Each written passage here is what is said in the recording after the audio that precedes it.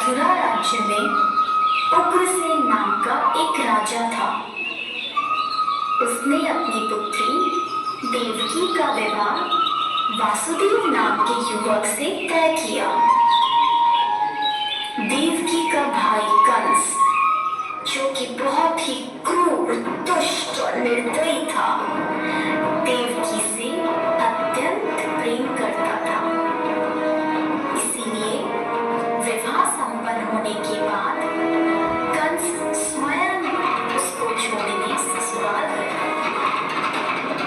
जब वह रथ में जा रहे थे, तब बीच रास्ते में उनको आकाशवाणी सुनाई दी।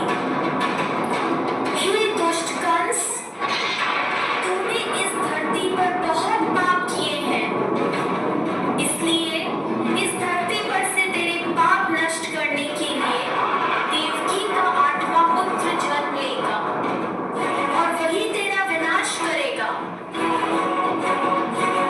यह सुनकर कंस अत्यधिक भयभीत व क्रोधित हो गया।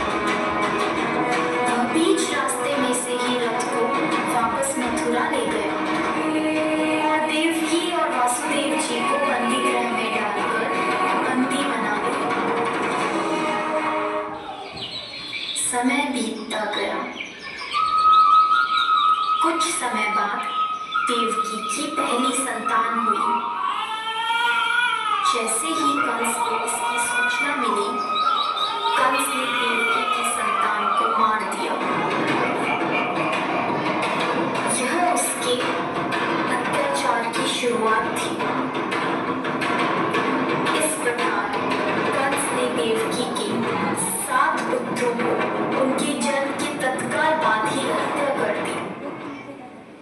इससे वासुदेव और देवकी अत्यधिक दुखी थे। पर अंततः इस अंधकार के छटने का समय आ गया, जब भगवान ने धरती पर मानव रूप धारण करते हुए जन्म लिया। उस दिन का अंधेरा था और तेज वर्षा हो रही थी। ऐसे लम्हे में भगवान ने धरती पर देवकी की 8वीं संतान बनकर बालक रूप में जन्म लिया। जन्म लेते ही वहां एक दिव्य प्रकाश प्रकट हुआ और उस प्रकाश में से श्री विष्णु भगवान ने अपने पूर्ण अवतार में दर्शन दिए और वासुदेव से कहा, हे वासुदेव, मैंने इस धरती पर कंस जैसे दुष्ट और अत्याचारी मानव का विनाश करने के लिए कृष्ण अवतार में जन्म लिया है। अतः मैं आपसे विनती करता हूँ कि आपके दोस्त नंद के घर ले चलें, जहाँ उनकी पत्नी यशोदा ने बालिका को जन्म दिया है। उस बालिका को यहाँ ले आकर मुझे यशोदा के बगल में सुला दें। ऐसा बोलकर भगवान अंतर्ध्यान हो गए। भगवान ने एक शिशु का रूप धारण किया और एक चमत्कार हुआ। वासुदेव और देवकी पीड़ी मुक्त हो गए। कारागार के द्वार अपने आप खुल गए।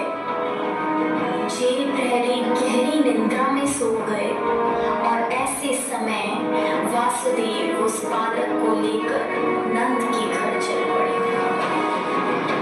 तेज वर्षा के कारण यमुना नदी का बहाव बहुत तेज था, पर यमुना नदी ने वासुदेव और उनके पुत्र के लिए रास्ता बना दिया और शेषनाग ने प्रकट होकर कृष्ण भगवान को अपने फन फैलाकर तेज बारिश से बचाया। आखिरकार वे नंद के गांव पहुंचे और कृष्ण को यशोदा की बगल में लिटाकर उनकी पुत्री को वापस बंदी गृह ले आए। वहां पहुंचते ही बंदी गृह के दरवाजे स्वयं बंद हो गए। सारे जेल प्रहरी उस पुत्री की रोने की आवाज सुनकर जाग गए और कंस को सूचित किया। जब कंस को सूचना मिली कि वासुदेव जी की 8वीं संतान पुत्री हुई है, तो कंस उस पुत्री को मारने लगा। अचानक उसमें से एक दिव्य ज्योति के साथ मां शक्ति प्रकट हुई और उन्होंने कहा,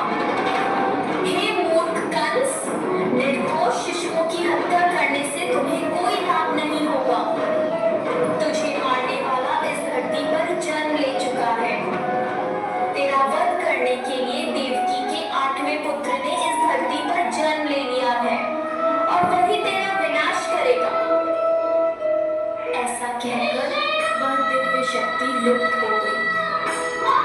जब कृष्ण भगवान बड़े हुए तब उन्होंने कंस का वध किया और इस प्रकार कृष्ण भगवान ने धरती पर अत्याचार व बुराई का अंत किया।